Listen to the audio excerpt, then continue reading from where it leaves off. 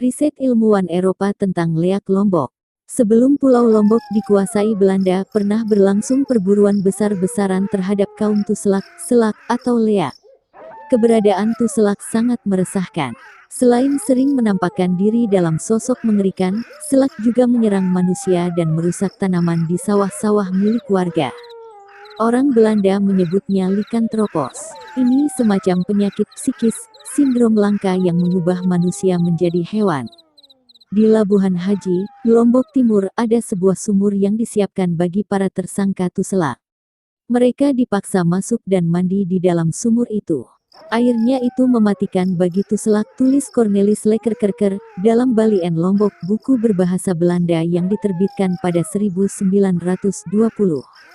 8 tahun sebelum itu, LMF Plate menulis lebih detail tentang Tuselak dalam artikel berjudul Bijdrage tot de Genis van de Lycanthrope bij de Sassakse Bevolking in Kos Lombok. Beberapa kali rumah sakit di Selong, tulis Plate, merawat pasien yang mengalami luka akibat gigitan anjing atau tusukan taring babi, yang diyakini penjelmaan Tuselak. Semua orang di Lombok Timur sangat percaya keberadaan Tuselak. Baik pria dan wanita bisa menjadi selak melalui latihan yang menjadi bagian dari ilmu sihir, bahasa Sasak, kata Plate. Ia menyebut selak ekek adalah derajat paling rendah di kalangan Tuselak. Golongan ini hanya bisa bermetamorfosa menjadi hewan-hewan kecil, seperti monyet, ayam, anjing, babi, dan kambing. Sedangkan Tuselak yang lebih sakti bisa mengubah diri menjadi buaya, kerbau, bahkan harimau. Namun, uniknya, lengan dan kaki tidak berubah, tetap dalam bentuk anggota tubuh manusia. Tuselak sering juga menampakkan diri dalam sebuah bayangan. Di dahinya ada cahaya kecil kemilau berwarna hijau. Tuselak berilmu tinggi memiliki rangkaian 11 atau 21 radiasi cahaya, ungkap Plate yang mengatakan proses transformasi Tuselak dapat disaksikan orang-orang yang menguasai rapalan mantra tertentu. Ada pula varian Tuselak yang disebut selak mopon, yang bisa memisahkan kepala dan tubuhnya sendiri. Tubuhnya ia tinggalkan di tempat tidur. Sedangkan bagian kepala, terkadang bersama isi perutnya, terbang membelah malam. Mereka sering menggelar sangkepan, pertemuan, dan pesta perkawinan antar Tuselak. Bayi hasil pergaulan bebas itu terlahir sebagai bebayi, makhluk Lilliput berkepala runcing. Meskipun bertubuh mini, bebayi memiliki kelamin berukuran jumbo. Di tahun 1940, Prof. Dr. PM van Woestenpalde menulis hasil risetnya dalam artikel 33 halaman berjudul Over the Bezettenheid.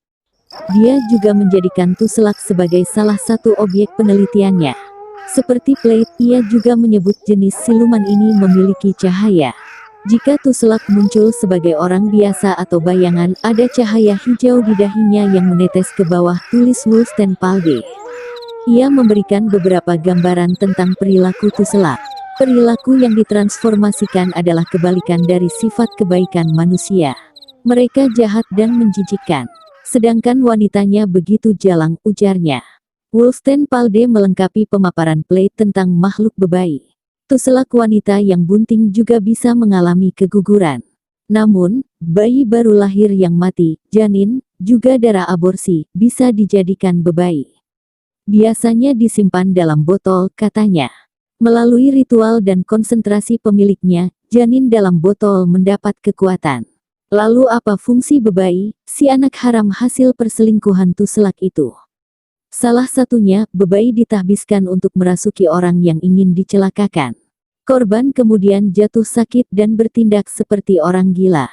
Bebayi juga bisa memberikan kekuatan luar biasa pada orang yang kerasukan, sebagai kriptomnesia dan clairvoyance, jelasnya. Menurut Woestenpalde, metamorfosis manusia menjadi hewan juga ada di Jepang dan Cina, namun dalam praktik yang agak berbeda. Misalnya, ruh orang mati bisa memanfaatkan mayat rubah, musang, atau anjing. Lalu mereka mengembara dengan hewan-hewan ini, mencari para korban. Lain lubuk, lain ikannya. Lain negeri, lain momoknya, lain pula Tuselaknya. Buyung Sutan Mukhlis.